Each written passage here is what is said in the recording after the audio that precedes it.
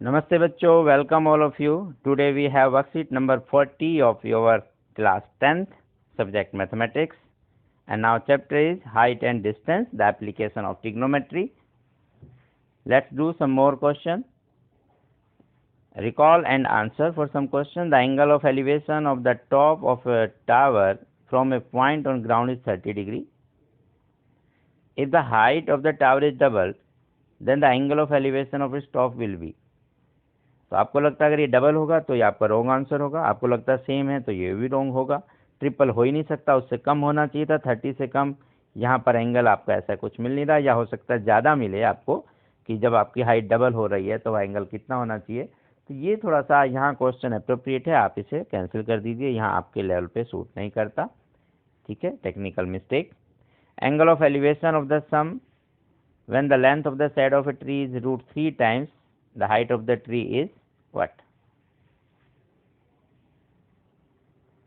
ठीक है, ये आपको बताना, आप इजीली कर सकते हैं। यहाँ पर angle of elevation of the sun, आप साथ में पिक्चर बनाएं, ऐसा भी कर सकते हैं ट्री के साथ। ये तो पोल का था, आप अगर ट्री के साथ बनाएं तो आइए एक पिक्चर बना लेते हैं। ये है और √3 टाइम्स उसने बोला शैडो। ये अगर ट्री आप लेंगे तो ये शैडो हो गई, तो ये 1 होगा तो ये √3 होगा। लास्ट क्लास में हम पढ़े थे थोड़ा सा एक आपको शॉर्टकट, तो ऐसे क्वेश्चन के लिए आपको काम आएगा। तो जहाँ देखें आपके पास जो एंगल बताना ये वाला, इसके सामने वाली साइड छोटी है, ये एंगल छोटा होगा तो 30 होगा, बिकॉज 90 तो यहाँ कभी होगा नहीं, तो बच्चे 30, 45, 60। अगर ये 45 कब होता है, जब ये दोनों साइड इक्वल होती, वो ये नहीं है, तो स्मॉल साइड के सामने opposite angle of the smaller side is smaller and opposite angle of the greater side is greater. ये हमने लास्ट क्लास में बात की थी और याद रखने को कहा था 1 और √3 और 2 के बारे में। फिर भी भूल गए तो आप ऐसा करेंगे, परपेंडिकुलर अपॉन बेस हो जाएगा tan थीटा, tan 30 होता है 1/√3। 1/√3 लिखेंगे क्योंकि यहाँ दिया हुआ है कि ये √3 टाइम्स था, तो जब 1/√3 लिखेंगे तो no doubt the theta is 30 degree, because यहाँ परपेंडिकुलर अपॉन बेस में आपका tan थीटा बन रहा है। Let's try some more question. From the top of a 7 metre high building the angle of elevation of top of a cable tower is 60 and the angle of depression of its foot is 45। तो पहले यही कर लेते हैं, बाद में आगे बढ़ते हैं। ये आपकी इसकी पिक्चर हो गई। ये एक टावर है, एक बिल्डिंग है। कौन सी बिल्डिंग है, कौन सा टावर है, एक बार फिर से पढ़ सकते हैं। यहाँ दिया हुआ था from the top of the 7 metre high, तो 7 मीटर की जो बिल्डिंग है, यहाँ से देखा एक दूसरे इस टावर को, तो यहाँ से एक बार इसके टॉप को देखा, एक बार इसकी बॉटम को देखा, तो ये एंगल ऑफ एलिवेशन, ये angle of depression 60 and 45। Now इसे आप सोल्व कर लेंगे। यहाँ क्योंकि एंगल 45 है तो इधर भी 45 होगा, तो एक बार आप ये वाली ट्रायंगल लेंगे और एक बार आप कौन सी लेंगे, पूरी ये वाली ट्रायंगल लेंगे। हमें राइट एंगल ट्रायंगल ही लेनी होती है, तो इस तरह से हम काम करेंगे। सवाल बहुत सिंपल है, आप 10 सेकंड में भी कर सकते हैं। कैसे, देखो 45 होने का मतलब ये 7 है, तो ये भी 7 होगा, तो ये भी 7 होगा। 60 के सामने बड़ा होता है तो 7√3। आंसर तो इतना है, दोनों को प्लस करेंगे तो 7√3 + 7 हो जाएगा। लेकिन क्योंकि हमें करना है बच्चों आपका 3 से 4 मार्क्स का क्वेश्चन, तो पूरा डिटेल में लिख कर करते हैं, तो वो समझ लेते हैं। तो आप इस ट्रायंगल में लिखें तो tan 45 7/BC, tan 45 7/BC, this is tan 45 is 1, therefore BC is = 7। ऐसे आप सोल्व करके करेंगे। नाउ BC 7 है, देयरफॉर AD भी 7 हुआ, इधर तो है ही 7 आपका। अब हमें निकालना इन ट्रायंगल ADE, वहाँ tan 60 का है, ऊपर देख लेते हैं। ये tan 60 में आप लिखेंगे DE/AD, तो ये tan 60 की वैल्यू √3, DE/7 लिखेंगे तो DE हो जाएगा 7 × √3। ये आपका, बस अब दोनों को प्लस कर देंगे तो 7 + 7 √3, ये आपका आंसर आ जाएगा 7 + 7 √3। √3 को आप अंदर रहने दें तो 7 कॉमन आ जाएगा, तो √3 + 1 × 7। इस तरह से आप छोड़ सकते हैं। ज़्यादा करना चाहें तो √3 को आप लिखेंगे 1.73 + 1 2.73, देन मल्टीप्लाई करें, देन आप आंसर कर सकते हैं, अदरवाइज आप ऐसे ही छोड़ सकते हैं। Second question was a tree breaks due to storm and the broken part bends so that the top of the tree touches the ground, making an angle 30 degree with it. Distance between the foot of the tree to the point where the top touches the ground is 8 metre. अब एक line में ऐसा पढ़ेंगे, कई बार नहीं समझ में आता है कि हम क्या पढ़ रहे हैं, तो आप आराम आराम से पढ़ें और उसे जितना पढ़ते हैं उस हिसाब से बनाएं। A tree breaks due to storm and broken part touch करता है जमीन को। आइए देखें, तो ये आपका ट्री था पूरा, कोई इसने ऐसे नहीं बनाया, और यहाँ से कहीं से ये ब्रोकन पार्ट हुआ और इसने ऐसे जमीन को टच कर दिया, बस इतना सुने। जहाँ टच किया वो 8 मीटर दूर है, तो ये आपका 8 मीटर और बड़ा दिखाए थे, ये हो गया 8 मीटर। ये पार्ट जो नीचे डाउन आया है, बेंड्स हुआ है, ये सेम वही है जो ऊपर से टूटा है। उसने कहा find the height of the tree and this angle is 30 degree. अच्छा, यहाँ भी आप 10 सेकंड में कर सकते हैं प्यारे बच्चों, एक बार मैं बता देता हूँ, फिर हम डिटेल में कर लेंगे। बहुत ईजी है, देखें कैसे। ये आपका था 30, ये पूरा पेड़ अगर हम लेंगे जहाँ से टूटा हुआ है, तो मान लो यहाँ से कहीं से टूटा था, तो जहाँ से टूटा ये हिस्सा और ये हिस्सा दोनों बराबर होंगे, इसको मिलाते हैं, ये अंदर का एंगल 30 है। अब ये पूरा क्या हो सकता है, इसके लिए थोड़ा सा केस बस, ये 30 है तो ये 60 होगा, ये एक्सटीरियर एंगल है, इसका मतलब ये दोनों का सम है, बट ये दोनों इक्वल है, तो हो ना हो ये पूरा एंगल कितना हो जाएगा, 60 का। बस ये ऐसा कर लेते हैं। जैसे ये 60 का होगा, हमने लास्ट क्लास में पढ़ा था 60 के सामने साइड बड़ी होती है, और ये वाली 8 दी हुई थी, तो बड़े वाले साइड हो जाएगी 8 इंटू √3। तो कॉम्पिटिटिव एग्जाम्स के लिए आप अपना मेंटल मैथ के लिए इस तरह से करते हैं, सवाल बहुत जल्दी हो जाता है। अभी क्योंकि आपको करना है, डिटेल में पूरा समझना है कि 3 से 4 नंबर का क्वेश्चन कैसे करते हैं, तो फिर पूरा लिख कर करते हैं। ओके, तो let A C be the broken part of the tree, because ये जितना ऊपर होगा ब्रोकन उतना ही नीचे आया है ये वाला पार्ट, तो यही बाद में हम ऐड करेंगे हाइट ऑफ ट्री के लिए। ओके, तो कॉस भी लिख सकते हैं, साइन भी लिख सकते हैं, जो मर्जी आप एंगल लिखें। 30 का एंगल है, ये पार्ट आपको निकालना है, ये 8 है, तो base upon hypotenuse cos 30, therefore AC is equal to 16/√3, क्योंकि cos 30 की वैल्यू है √3/2। इसी तरह से आप निकालेंगे दूसरे ये वाला पार्ट, इसके लिए लिखेंगे आप परपेंडिकुलर अपॉन बेस करके करें, तो आपका हो जाएगा tan थीटा, tan थीटा मतलब tan 30 होता है 1/√3, तो आप लिखेंगे AB/8, तो 8/√3, दोनों को प्लस करेंगे, 16/√3 प्लस 8/√3, ये हो गया 24/√3, बिकॉज डिनोमिनेटर सेम है। रेशनलाइजेशन करेंगे तो answer will be get 8√3, same answer आ गया। तो आप ऐसा करेंगे। थोड़ा सा आपको लग रहा है कि स्पीड अगर मेरी फास्ट है, कुछ बच्चे कह रहे थे आप धीरे बोलते हो, इसलिए आप थोड़ा सा फास्ट रखा, तो आप यूट्यूब के ऑप्शन से जाके स्लो कर सकते हो, और अगर आपको लगता है स्पीड अब भी स्लो है तो आप यूट्यूब के ऑप्शन से फास्टर कर सकते हैं। बाकी अपने कमेंट जरूर दीजिए, हमें बताइए, ताकि हम आपके हिसाब से काम करें। नेक्स्ट क्वेश्चन पढ़ लेते हैं, यहाँ पढ़ना होगा आपको।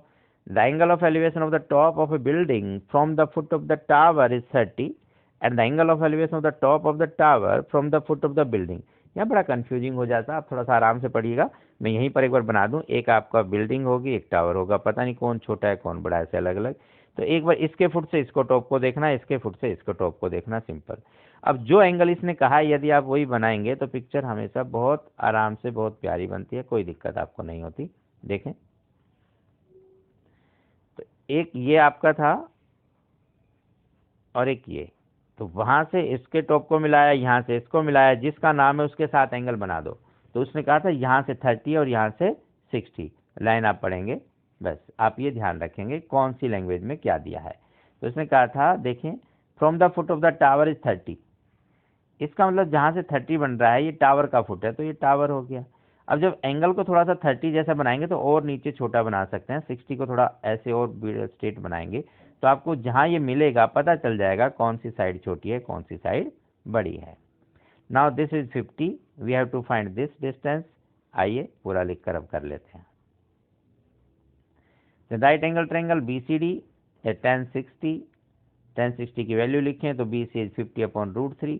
Then again in triangle right angle triangle tan 30 में वैल्यू लिखेंगे 1/√3, तो दिस इज AB/BC। AB की वैल्यू आपके पास फाइंड आउट करनी है, BC आपके पास पहले ही आ चुकी है, उसकी वैल्यू पुट करेंगे, आंसर विल बी देयर।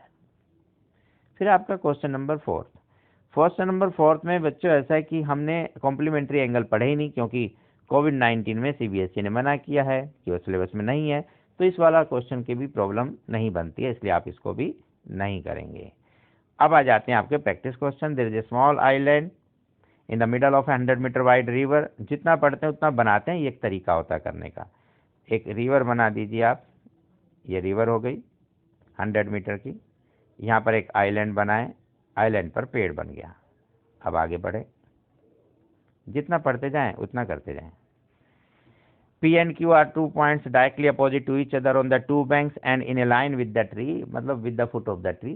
इसका मतलब है P Q और ट्री एक ही लाइन में। ओके, हमने P Q और ट्री एक लाइन में बना दी, लाइन में बना दी, ठीक है। ऐसा सिंपल टेक्निकल लैंग्वेज है, पढ़ते जाएंगे बनाते जाएंगे।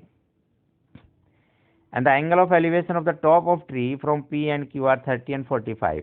तो P की तरफ से 30 है और Q की तरफ से 45, ये ध्यान रखेंगे। टोटल डिस्टेंस 100 है। एक डिस्टेंस आप कुछ मान लेते हैं x, तो दूसरा हो जाएगा 100 माइनस एक्स। P की तरफ से एंगल है आपका कितना 30 और Q की तरफ से 45। यहाँ जगह अंदर नहीं है तो मैंने ऊपर थोड़ा बाहर लिख दिया, इसे थोड़ा सा देखें। बड़ा देखना, थोड़ा बड़ा करके देख सकते हैं इसे, ये लो, ठीक है। तो जब पिक्चर आप समझ जाते हैं, पिक्चर बना लेते हैं, तो सवाल बहुत आसान हो जाता है। बस थोड़ा सा हाथ से ऐसे बनाए, देखने में लगे 30 वाला छोटा है 45 वाला बड़ा, तो आपको पता चल जाएगा। यहाँ एक और चीज़ है, ये मिडल में है जो आपका आइलैंड, वो बिल्कुल मिड पॉइंट में नहीं लेना। अगर बिल्कुल मिड पॉइंट में होता तो दोनों साइड ये इक्वल होती, बट वो मिडल में है कहीं, इसलिए छोटी बड़ी हो सकती है, ठीक है। तो अभी करते हैं आगे। तो इन triangle, right angle triangle means PSR, perpendicular upon base h upon 100 minus x is equal to 10 30। 10 30 means 1 by root 3। Therefore h is equal to 100 minus x into root 3 after cross multiplication। Now next in triangle QSR or RSQ, whatever you want to say, therefore the perpendicular upon base is equal to 10 45। This will be h upon x, 10 45 1, h is equal to x।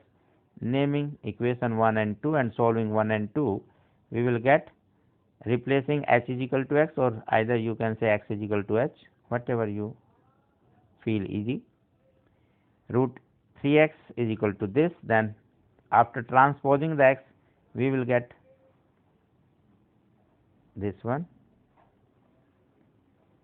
x into root 3 plus 1 is equal to 100। Therefore x is equal to 100 divided by root 3 plus 1। Rationalisation आप कर सकते हैं, then और simplify हो जाएगा, फिर 2 से divide करें और सिंप्लीफाई हो जाएगा। इसमें और भी सिंप्लीफाई करना है तो आप वैल्यू रख सकते हैं रूट 3 की 1.73 या 1.732। Now height is equal to x है, therefore this is the height of the tree. अगर दूसरा लिखना है तो आप ऐसा लिख सकते हैं 1.73 minus 1, और you can say 1.732 minus 1, then approximate answer is 36.5। तो इस तरह से आप इन सवालों को इजीली कर सकते हैं। Second question, vertical tower stand on a horizontal plane and it's surmounted by a vertical flagstaff of height 5 meter. At a point on the plane, the angle of elevation of the bottom and the top of the flagstaff are this. Vertical tower stand on a horizontal plane and is surmounted by a vertical flagstaff। यहाँ एक थोड़ा सा confusion आपको हो सकता है लिखने में इसका, ये टावर की हाइट है 5 या फ्लैगस्टैफ की, है ना, but the height of the flagstaff तो उसने पूछा है। तो एक्चुअली लैंग्वेज में ऐसा लिखा हुआ, थोड़ा सा ऐसे वर्टिकल टावर यहाँ लिख देता हूँ हाइट 5 मीटर, तो आपको थोड़ा इजी रहता। Vertical tower stand on horizontal plane surmounted by a vertical flagstaff, यहाँ तक है। ऑफ हाइट 5 मीटर, ये फ्लैगस्टैफ की नहीं है, ये टावर की हाइट है, बस ये आप ध्यान रखेंगे। आइए सवाल करते हैं। ये टावर, टावर के ऊपर फ्लैगस्टैफ, ये पॉइंट है, कोई भी आप ऐसे झंडा लगा दीजिएगा, ये पॉइंट है। कोई पॉइंट से एक बार यहाँ देखा, एक बार इधर देखा।